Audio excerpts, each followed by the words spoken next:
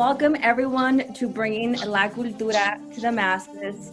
In this moment of diversity and inclusion, I am thrilled that the Recording Academy is celebrating Hispanic Heritage Month and excited for you to hear the perspectives of these forward-thinking Latinas and Latinos in the music industry. You're definitely in for a treat. These talented industry thought leaders come from various backgrounds and are extremely grounded with their Latinidad and passion for music. Each story and perspective is extremely unique as they have carved their own path and story in the music industry, bringing La Cultura to the masses. So today we have Doris, who's the founder of Mija Management and Solidarity for Sanctuary. We also have Vanessa Noriega, e-commerce operations manager at Warner Music. Riggs Morales, who's senior vice president of A&R at Atlantic Records, and Roberto Gaifa, who's head of major label relations at SoundCloud. Thank you all for being here. So I want to start off the conversation with how being a Latina or Latino has shaped you who you are today and has contributed to your career. Riggs, let's start with you. If I can start my life over again, I would do it all over again. If I came back in another life, I just think I've been fortunate as a Latino to just enjoy a worldly perspective, a cultural perspective that it's just in your system, it's in your blood. And the way the times have changed, I almost feel like we're a bit ahead of the curve of the times.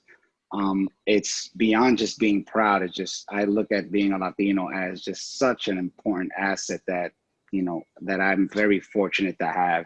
And I just love that the way and where we're at in times, it's starting to resonate in a way that's going beyond just us as a culture. And it's connecting through music, it's connecting through sports, it's connecting through social. So it's had a renowned effect on me, to say the least. Nice. Anybody else want to jump in? I would agree. Same sentiments. I think that, it's definitely come with its obstacles, but it's also come with really great challenges and really great rewards at the end. And personally for me, I've always had pride, but I think as of late, there's been a really pronounced level of pride in the Latin community and seeing us really elevate, especially music, and being able to see two Latinas line up the Super Bowl halftime. Those are big moments that really not only are defined within a moment, but are defining the scope of where us as Latinos are going, and not just in the entertainment business, across the board. Yeah, I agree. Being raised Latina, it's everything, it's our identity. Even though I was born in Connecticut, my parents are born and raised in Colombia, and they immigrated over in the 70s. Like, yeah, so it becomes part of our identity, and that goes everything into play with your work ethic and, your drive and your desire to just keep putting our culture forward. I think echoing everyone's point here, Latinidad has been ingrained in their identity, obviously, because we can't code switch and just take that off, because that's who we are. That's how we're born, and that's how we have to navigate this world. And I think if it wasn't for being Latina, obviously none of the work that I'd be doing now would have been made possible. I think the root of why I do what I do is for my family, is for my community, it's for the next generation to see that there is such a beautiful power of representation, and how we can actually be present in not only the quote unquote Latin market, but also we are the general market. That's who we are. I was born in East LA. California's 40% Latinos. We're here, So it's ingrained in everything that I do. It's not just for the sake of how I was born as my identity, as navigating space as a Latina, as a woman of color in the music industry, which is a whole layer within itself. But the fact that because of our identity, we can connect the dots and create community through that. Yeah, no, and I love that. I love that you bring that, because sometimes most of us are the only Latinos or Latinos in the room, right? Or just in the organization as a whole, I want to know how you bring that Latinidad to life. How do you bring your most authentic self to your current role to make sure that your area, that the area that you are servicing is really honing in on that aspect of Latinidad? Doris, can you start off with that? Yeah, I mean, the first thing that comes to my mind is like just the trajectory of like what the last few years went was something that I just felt like God struck us with lightning and was just like, pues aquí van, like there you're just gonna go and travel the world, and like it went from backyard to international in a year. And so I think that in and of itself, it came from like, it was like a call to action, right? Where I felt like as I was interning or trying to like get my foot in the door, I was like fighting for a seat at the table. And then something finally clicked where I was like, I just gotta build my own damn table, like to make sure that like me and my friends are all eating at the same table. And that is something that was just always at the forefront, you know. When we started building this, it was because I saw myself in like hundreds of teenagers that were piling themselves into a backyard singing in English and in Spanish. And I was like, oh, like these are like the voices of the first generation. Like we're here, you know, like we can find that common denominator, and realizing that that can be like a central focus of like how we continue to build and grow. Like this is for us, by us, you know. It isn't like coming up, it was like I was the only Latina in the room, you know. I was in a lot of LA offices, which is really sad because we're in Los Angeles, you know, and you would think that folks would be more intentional with how they build their teams, reflective of like what the market that they're selling to, right? So that drove everything, that how we created what happened. So yeah. Nice. What about you, Guy? Can you tell us a little bit about that? Listen, I think that for me personally, the road was definitely something about, it was important to outline the trajectory, right? Your career trajectory, so that no matter what experience, what room you were in, right, your trajectory was there. And that was super important. And I came to realize that as part of, having some great mentors, being able to kind of discuss situations. You know, one of the things that I've always applied is make sure you have a firm trajectory, because that will allow you to not lose your pathway, but it'll also allow you to manage all of the outside interference and distractions and disruptions that may happen. And what you quantify under those buckets obviously is about personal perspective, whether, your disruptions are, not being able to sit at the table with other executives or what have you. For me, I remember starting out and being in a big conference room and being one of those folks that sat on a very outskirts of the main table. And my trajectory led me at one point to actually wind up now sitting at the table. And it winds up being like, okay, once you sit at the table there, you should have a sense of accountability and responsibility for anyone else that's, seen you grow, anyone that you have a sense of responsibility to also kind of pay it forward. Yeah, no, certainly. And I mean, I know, Riggs, you have over 20 years of experience here in the music industry. How have you been able to bring that in the workplace, and also bringing perspectives that other colleagues might not have? Man, we've had stock in music, especially in hip hop, since the very beginning. So to Doris's point, you don't see too much of yourself through these rooms as I've grown throughout the business. When you see someone of your race or ethnicity and what have you, there's something to be proud of there. As of late, or at least throughout and as of late, my Latinidad pops out, just like I don't want to use the term switchblade, and I don't want to, stigmatize Latinos, but it just pops up, and it just, the value of that just resonates in the line of work, and not only that I do, but some of the other Latinos in the business. And I think that Big Pun once said, he says to me, he said, when you go see a doctor, do you go see a Latin doctor, or do you just go see a good doctor? You go see a doctor. Okay, so when you see a police officer, is it a Latin police officer? So why does it have to be limited to just being Latino? We just so happen to be Latino. You know, I think that our talents and our perspectives, it's what's driving and creating these really amazing trajectories for everyone, not only on this call, but some of the folks probably tuning in. And it's really awesome to watch. And to your point, I think it is our jobs at this point to just start ushering the next wave. I think it is definitely in the positions of influence that we have, it is very important that we start lifting up. And I know we got to lift ourselves up and not being, I get that part, but it's really time for you to take one or two under the wing and provide them with the perspective that you could have used when you first started off. Because while we are Latinos, we still have a lot more work to do to establish our presence on a grander scale beyond just the obviousness of the numbers. So so much to dive into, because again, I have been in this for quite some time, but you know, I can say that throughout the course of these years, I've seen more and more, and the few that I do see, God damn it, man, they're so special at what they do, and it is really, really fun to watch.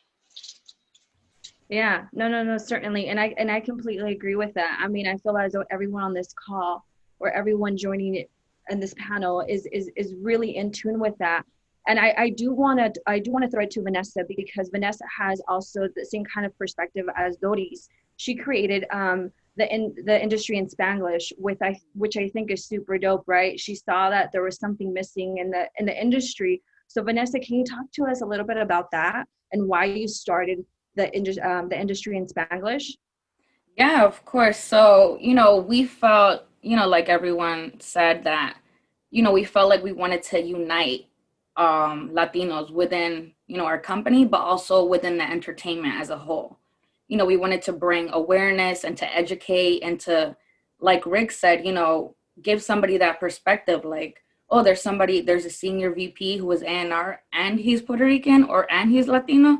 You know, that we wanted to give that opportunity to someone to be able to relate to that and to be able to connect with them within this network of, you know, people or panel or events or whatever we have at that time. So we wanted to, you know, educate and bring awareness and, you know, connect other Latinos together.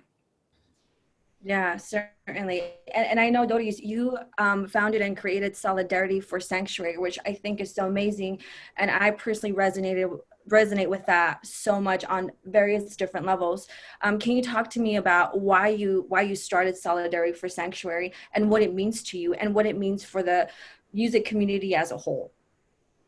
Totally. I mean, there's a lot. I mean, we're in a very heavy year right now. There's election around the corner. And I mean, essentially, Solidarity for Sanctuary started as a call to action when our current administration was inaugurated. And we saw the very clear threat that they were putting on our community, and most importantly, the sanctuary title of Los Angeles. You know, my parents are undocumented in this country for over 30 years. I've seen my brother deported. I've firsthand experienced that pain of family separation and not having the opportunity to connect with other people out of like fear. You know, growing up in a mixed status family, you don't really talk about that, you know, out of just either shame or just afraid of like what somebody's going to think of it, or if your family's going to be reported or something like that. And when I started Solidarity for Sanctuary, I was just like, you know what, like I'm getting here in the trenches of working in music. This was after like my first gig, like doing tour managing for like all of 2016 and having my first opportunity of being able to connect with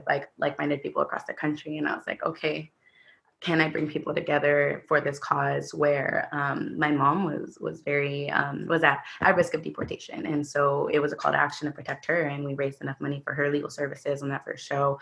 And then the community was just like, so there's me more, right? And I was like, well, bet, like y'all want to do more, like let's go. And so it transformed into a space to be able to create safe spaces where we can utilize like art to mobilize activism, where, you know, activism can come in various shapes and forms, and just being a body that's present. Like our existence is a form of resistance. Like the power of representation speaks like numbers beyond like, I want to be a high school teacher. Like growing up. And unbeknownst to me that like through managing Kuko, like all his fans ended up being my students. I'm like, yes, write the thread on the power of Chicano representation in the music industry. When like that Billboard article came out, you know, like that literally was the one that those looks like changed not only like my outlook on like how we can navigate like using our community and it's within the music industry as like artists, as folks on teams that even allow these performances to happen. You know, it really takes a village. But I think, you know, it is our duty. Like what Nina Simone says it best, and I always pull this quote where it's an artist's duty to reflect the times. And so if an artist isn't like championing that in that moment, that they are like the story keepers, the gatekeepers of culture, they're influencing culture, like they have so much power to be able to like mobilize a whole new generation to vote, or a whole new generation to who needs information necessary on like immigration, like legal services or empowerment classes or citizenship classes, etc. We have the opportunity to do so, to like pull the levers and push the buttons and make the calls to all of a sudden mobilize a call to action, you know? So it grew in a way that like my biggest dreams could. And, you know, it went from like the hi-hat in Highland Park to like last weekend with the LA Philharmonic. And that is just like, wow, like we can make these things happen. So, I mean, I don't know, everything that we do is rooted in like inspiring that next generation, because I was that like 10 years ago, you know? Yeah, no, certainly. And I love that, inspiring the next generation. And I think, Kaifa, you are also in a very, you know, you talked about it, right? Like you're at the table, you're head of label relations. How does that look like for you, especially bringing that different aspect, like artists coming in, Latinx artists? How are you pushing that forward in your current role? You know, the current role is really, SoundCloud is unique, obviously, right? Because it's really a community of like-minded musicians and creators, and really making sure that there's a home for them, giving them autonomy to, you know, control their creativity, right? For me, sitting at a table, one of the things was obviously making sure that we're enhancing that, protecting that, and creating awareness for it. But then also making sure that we're creating equal surfacing levers for Latin music. And one of the things that I could, you know, be prideful of saying is, you know, when SoundCloud 2 years ago decided to expand its curation, you know, we put a lot of emphasis in not just making sure that we were providing playlists for all genres, right? Because SoundCloud obviously is a platform where all genres live. But I personally, you know, honed in on making sure that we had a really thorough Latin curation plan. We have an incredible Latin curation team, and it's really allowed us to really change the way that the Latin community of creators and listeners are looking. And by no way am I saying that we're done. There's still a lot of work and a lot of education to be done. But you know, being able to kind of really hone in on those things, reinforce the relationships with that Latin community of creators, and really also emphasizing on moments like this, making sure that, you know, we're celebrating Hispanic Heritage Month. For us, it was a combination of, you know, celebrating Hispanic Heritage Month, but also celebrating all Latin music across the board. That was a huge part of a lot of our initiatives. And Laura, you and I had spoke about, you know, a lot of the campaigns that we've been doing for the month. And, you know, I can proudly say that, you know, every year we're expanding our campaigns and our celebrations of, you know, not just Hispanic Heritage Month, but across all the board. But specifically, obviously, it was important for me to feel pride and comfortable in saying that we've created spaces for Latin artists to really be found, discovered, developed, elevated, and celebrated. Yeah, no, certainly. And going off of that, and this is for Riggs, I know obviously you're such a heavy hitter in the music industry. You know, you worked with like Eminem, 50 Cent, and just so many others. But one that really stands out for me is just that you signed and helped produce Hamilton, right? Which won a Grammy and a Tony. But not to mention, it was like a cast album that debuted on, you know, Billboard's rap charts. Can you walk me through that and why you felt like this was a project that you had to be part of? Man, I have to say, for as much as I've been able to accomplish, gracias a Dios, you know, the Hamilton one is one that really hit close to home. It hit the heart. It was never from the beginning a money play. I was brought in as the hip hop guy who happens to be Latino, and Lynn happened to be from my old neighborhood, Washington Heights. We've never met, but we've known of each other. He of my previous work, and I of his. I mean, who else does musicals about the old neighborhood? So I go in and look. I during my pitch, it was very sincere, and the takeaway of the pitch was, if you do this here, I promise you, it won't sit just in Broadway. This love letter that you've written to hip hop and to R&B and to pop music, we will treat it as something much more broader. The second angle with that was, I knew the effect that this was going to have, even if it didn't sell. If someone pressed play on this, the effect that it was going to have from an educational standpoint, from a musical, from a hip hop, R&B, historical, all the above. So again, gracias a Dios, things panned out quite well. And, you know, I'll, in that one in particular, um, I've never had the pleasure of working with an artist that was so prideful about being Latino, and it resonated throughout his work, through the people he kept around him. I believe his dad, who, by the way, is kind of like the cheat code. Lynn is just like a baby version of his dad, who now has an HBO special due out as an HBO documentary called Siempre. I highly encourage everyone to check it out. Very inspiring, because this was a generation before us putting in work, and the effect that he's had on a political scale really has been super powerful and super very prominent, and has helped us as Latinos in ways, at least New York Latinos, in ways that I can't even begin to describe. But every once in a while, I do remind myself, like, man, we did this. We're from the same neighborhood, a neighborhood that is predominantly, Latino. And the effect that that's having on folks is the continuous reward that comes from this. Did I know that it was going to end up doing what it did? I'd be lying to you if I did. Did I know it was special? Absolutely. And it definitely spoiled me in a sense, in terms of the kind of artists that I want to work with. And again, Lynn just happened to be Latino. He was supremely talented first and foremost, but he just happened to be Latino. And to be able to stand next to that and associate with that, please, I'm sorry for the hardcore drilling, but that is one that, again, in the tattoo of Latino pride that we all put on our shoulders, that's one of the ones that I check off. And very, very continuously proud to be part of. I hope that there's a kid right now that is seeing the effects that Hamilton had and is inspired to do his own version of Hamilton. It could be the Hector Lavoe story. It could be, the story of whatever it is. I hope that it has that effect, and that's how you feed the ecosystem of this thing that we have.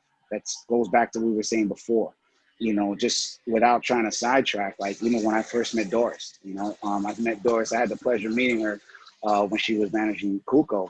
And my takeaway from there was, no matter what happens, there's a star here. And it is very important that we closely monitor and support those future stars in their trajectory.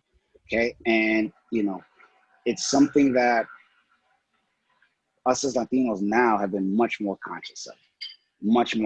In fact, my good friend Angel Martinez, that many of you on this call may know, he's one that I talk to about this frequently. I'm like, who else is out there? Who else is going on the trajectory that we need to pretty much help inform, create opportunities for? Because again, that's how you get this ecosystem going, where we won't be so rare. We'll be more common. And that's ultimately the goal. I mean, I have to add to something, man, and just in the same lieu of great sidebarring, one of the things about the Heights that was impactful was obviously the storytelling of the culture, but also the neighborhood. And for me, it hit me hard because, listen, no one's blind to gentrification, right? And, that is such a huge part of, also the culture, as we're looking at neighborhoods that are gentrifying and changing, and the scope of it is changing. It's even more important, to Rick's point, to really overemphasize the Latin community. because it's changing. Yeah, no, certainly. And I want to get your thoughts too, Vanessa and Doris, with everything going on. I know Riggs and I've talked about it a little bit, but how has it further inspired your work, in the industry, and continue these conversations and this work?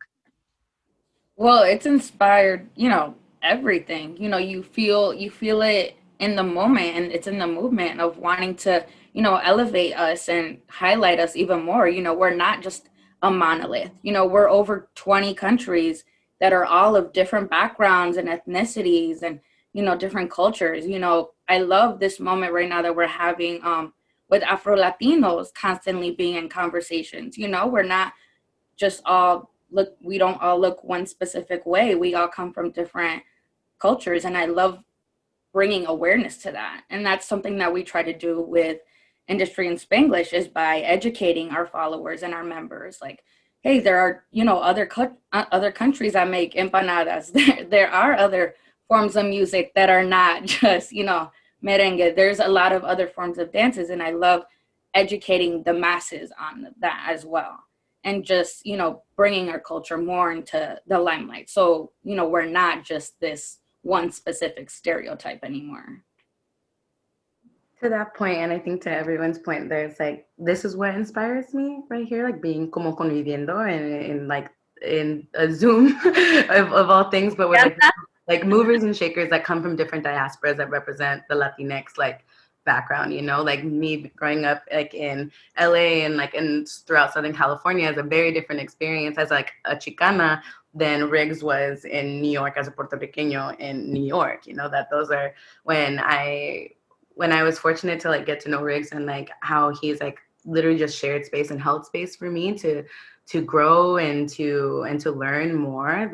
That's what allows this to continue moving, exactly what he was saying. And I don't even know if I've talked to you about this, Riggs, where literally Hamilton and in the Heights changed, how you were saying that there's going to be a kid right now is going to see that and they're going to be inspired to do it. That's already happening. I was going to be a high school theater teacher. I was one of 3 Latinos in the theater program at my college my freshman year, and one of those 3 ended up being in the second or first national tour of Hamilton. And he's from East LA, and he's Chicano, and he waited for Lin at the stage door 10 years before he got to audition for him when he was just a fan of In the Heights. That's how awesome. Weirdly connected this all is. These things can happen where now there's thousands of kids that follow Ruben who see him as a source of inspiration as a young Chicano from East LA, who now got to be a part of the national tour of Hamilton as a principal character, is Lawrence Phillip.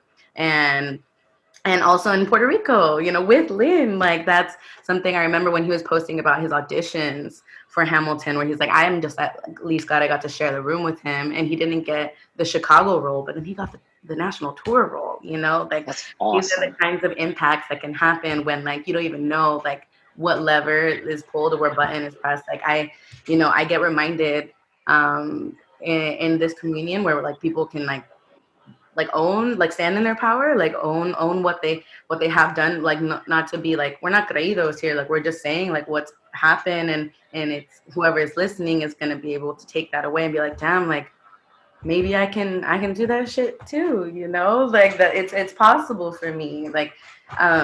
So many kids that have now followed what happened with Cuco, and then what emerged from that with Omar Apollo and the Marias, that's something that kids get to see themselves in that and be well, a community was created across the country, and then that's going to inspire the next generation of artists, producers, writers, A&Rs, marketing folks, etc. It trickles down into so many different ways, because I didn't even know that there was so many different roles in the music industry until I started really tuning in and being intentional with seeking. I don't even know if these kinds of spaces existed for I don't know, I guess I couldn't find it a few years ago, the Spotify Latinx indie playlist didn't exist 3 years ago. That is I would have pitched Google for it, it had it. And now there is a wide open lane for people to have those spaces to develop and grow and gain new audience, etc. So just this alone is what inspires a whole new wave. Who knows what's going to come of it, whoever's listening. to this in itself, it's going to spark an idea that turns into a plan, that turns into action, that then turns into like probably a whole new way. Yeah, our success in our No, respective fields is being monitored by a lot of the next generation, and I think it's up to us. We have to take inventory of that of the milestones that are taking place within our community.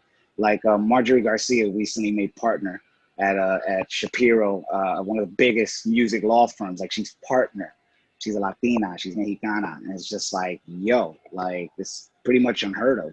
So we got to keep inventory of, no matter what level, from an internship to mid to whatever, even my peers, we have to keep inventory, because that's how you, again, I got to keep emphasizing, create that ecosystem that allows us to have these kind of forums.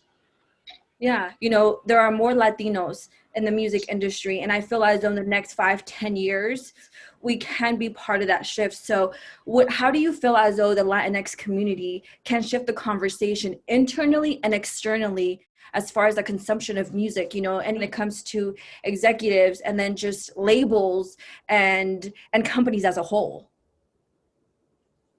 I mean, I think we're doing it now, in each of our respective positions, and having this forum to be able to create awareness. It was said earlier that, we have a responsibility to take inventory, but we also have a responsibility to showcase. I don't think there's enough folks out there that are seeing themselves represented in the industry. And it's super important. Again, it's the pay it forward concept, like, being mindful as you're climbing through your career and your trajectory and you land at that table. What is the sense of responsibility that you have towards your community and your culture as you're sitting in a position to impact culture, affect change, introduce knowledge to a company that, could then very well understand what they're getting ready to get into. Ultimately, at the end of the day, all of this is a business, right? But there's such a level of creativity and mindfulness that needs to be had, right? Because music is such an intimate sense, right? In culture, you can't say that they're non-exclusive. So, those things you have to be really super mindful of. And that's why, I always have a huge sense of responsibility to make sure, again, that we're taking inventory, super aware. And this is why I like to do these forums. There weren't forums like this back in the day. When I was coming up, I was a kid from Brooklyn, downtown Brooklyn, before it was downtown Brooklyn. And I associated with my neighborhood solely on music. But I didn't see representation. I didn't see anybody, like me. So, it was an interesting journey. And, to see the influx of being able to do these forums and have representation, to me is incredible. And I think it's our responsibility to continue to create this peak of executives that are representing us as executives, both male and females, of all colors in the Latin community, period. I think adding to that point where, I'm very aware of like the blessing that we had in the last 3 years to move at the pace that it moved. And I talk about this all the time with like different like mentor type figures in my life, where it's like, y'all really had to climb like an uphill battle that was like this for us to have like that level playing field to like run. Like the only way that I can try to describe it is like, when like you're trying to like really open a jar and you can't, you're like smashing the hell out of it and you just like pass it to your friend and then they just open it with ease, like, yo, it was nothing. I felt like that's what happened with us that allowed us to just like open that door that it took it took a village to like try to smash that thing open. And then this happened. Growing up, like I loved alternative music and I was called like whitewashed for it, because we didn't really have many options. I had like the Mars Volta as like a form of representation in alternative music, but that was like it, I wasn't, and we had rock en español and stuff, but that wasn't representative completely of us, where we're like, ni somos de aquí ni de allá, you have to be, you're not Latin enough, you're not American enough, insert Edward James Olmos quote from Selena here, like that's just our experience. And so in the last 3 years and how that transformed of like a wave of Latinx indie, like that's something that a whole new, like thousands or I don't know, accumulated like millions of kids across the country that now have an opportunity to like tap in, where that is the role now that we can make like for example, in the live space, like if I'm booking a sanctuary show, like I want to be very intentional with like who is going to be on the sign up and let it be representative of what's happening in our community. You know, like we've been working a lot with Lido Pimienta this year, and I'm so freaking excited that she's nominated for a Latin Grammy as an Afro-Colombiana. Like that's incredible. Like that's the things that we should be seeing. You know, she's been, you know, recognized by the Polaris Prize in Canada, and that's amazing. But like, it's about time that the Latin Grammys like gave, you know, like she is that like Afro-Colombiana Bjork, you know, like her mind is everything, and she's incredible. And so having that, like those things matter, like the people that are in the seats of booking like Ruido or like Los Dels or these like very niche festivals that are coming up, like those create the level playing field for then, okay, is Lollapalooza then going to pay attention to who really brought thousands of people to Ruido Fest? You know, like are folks in Chicago now going to make it make sense that like, oh wait, like, yeah, people in Chicago will pull up to a set, you know, like that. And so it goes from the live space to folks like Riggs, who's really like integral, a part of like when Kuko and I were running around and just being like, who do we talk to? What's happening here? We're just getting flown around everywhere. Don't even know like what's going on here. But if it wasn't for those conversations happening internally in those spaces where all of a sudden every single chairman of a major label wanted to sit down with like a 19-year-old kid, you know, like then things wouldn't be mobilized the way that they did there. And then a ton of A&R started paying attention to the realm of Latinx indie. And now people are getting signed left and right, where before they wouldn't even like pick up the phone or show up to the show, you know, or listen to the song or take the meeting.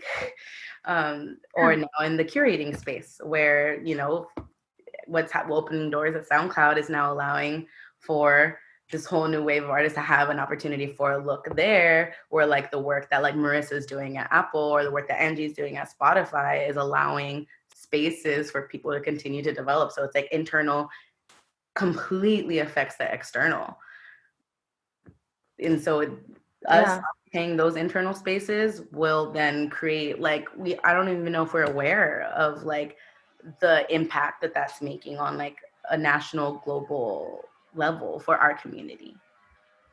I can honestly say I'm really looking forward to what this next generation is about to do, because they're gonna outwork us. They're gonna outthink us in ways that's never been done. So like in my time, in the time that I spent with Doris and Kuko, I walked away learning more probably than they did from me, vice versa.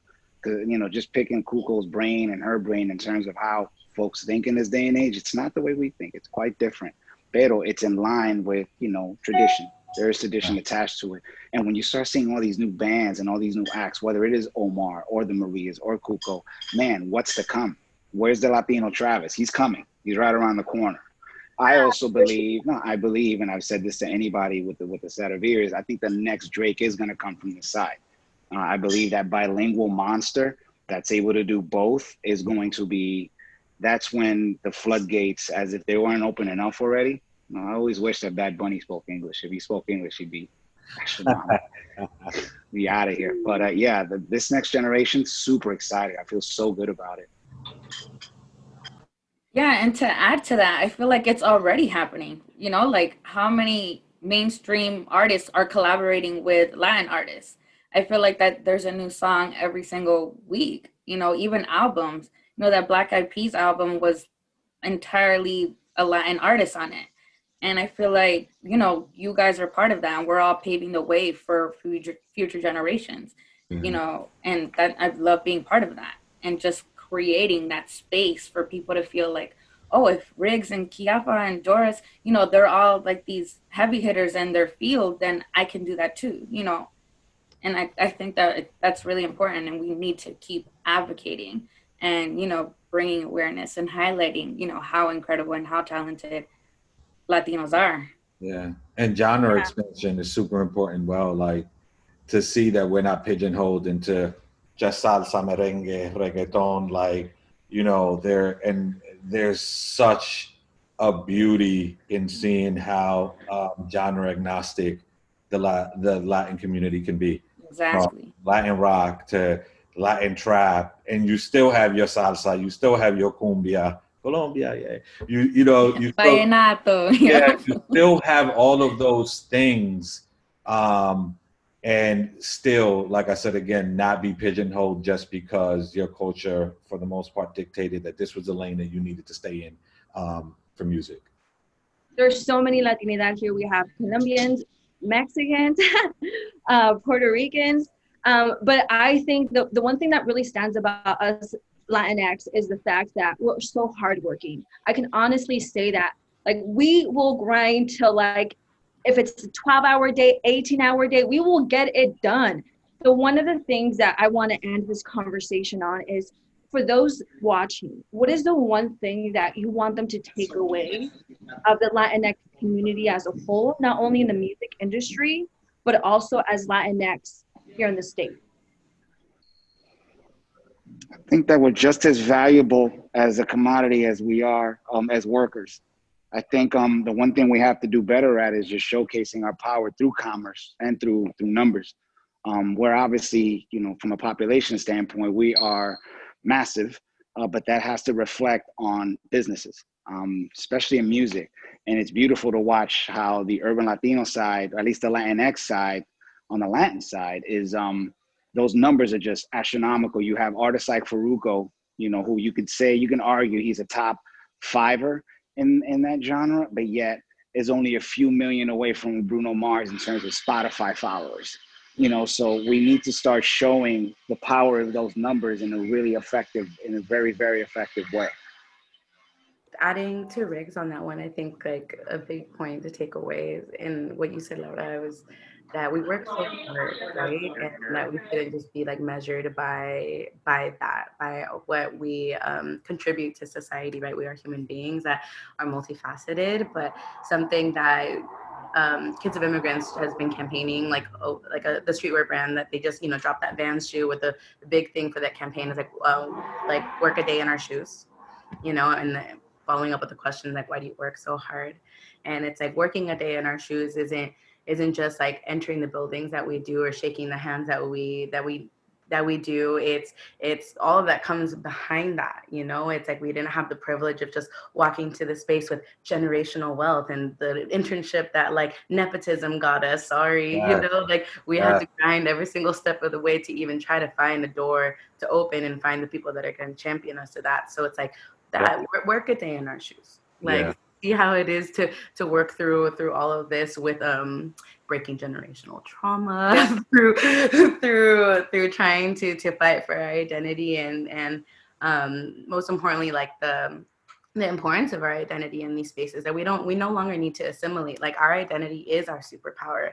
It isn't what's holding us back anymore. This is what allows us to navigate through these spaces, create the tables that we need to, and invite everyone who's supposed to be there as well. Yeah, I can agree with that as well, especially because, being first generation, my parents sacrificed everything to come here to build a better life for us, so I also feel like that's so important to me that I need to keep working harder just to prove like, okay, you know what? You guys sacrificed everything to leave a space and come here. So I need to keep working harder and just to open doors for people that come after me, to women at that, to women who Latinas who are probably not feeling, valued in their, space, but they're, we need to open those doors for them as well. Yeah, I agree. I think that we're born with a sense of accountability and responsibility. I mean, for me, like you have our parents, to your point, Vanny, like they're leaving their home country to start in a new country for a better life. And, some like keep in mind that there are a lot of people that come to this country with degrees in our homeland that they cannot apply or have not applied. The generation prior to us had it really hard. So seeing my parents go through what they're going through has really been the inspiration and aspiration to make sure that there's a sense of reward on their end for all of their sacrifices, right? To be where I'm at for us to be where we're at, and then obviously making sure that we're taking care of our parents, you know, that's an example. But, you know, I say that all to say that we also live by example, looking at our parents get out working 2 jobs. That's also instilled a sense of responsibility. Like you have to work hard. This is just what it is. And, you know, it was said earlier, we didn't come up with privilege. You know, we're always supposed to work 5 times harder than our Caucasian counterpart, just because that is the nature, unfortunately, of society, right? And that's going to change. It has to change. And I will say this before closing is, in order to make sure that we're enacting that change, everybody has to go vote. That's right. We have to Absolutely. go vote. We absolutely. We have That huge part. numbers. I think the voting potential Yep. right 31 million or something like that. You know, we have to stop sitting there and complaining and having small pockets of movements rather than having a big pocket of movement and really changing this political atmosphere. Yeah, no, I appreciate all of the your knowledge, your perspective. I'm so thrilled that we were able to have this conversation, that we're having this conversation, and that the Recording Academy supports this. I'm thrilled that others are, when as you're seeing this, you get some knowledge and you kind of rethink the story of what the Latinx experience is in the industry as a whole. So I encourage you all to go to Grammy.com to see all the amazing lineups that we have for Hispanic Heritage Month, but also follow us on Twitter, Facebook, and Instagram to keep up to date with everything that is happening at the Recording Academy. Thank you for watching.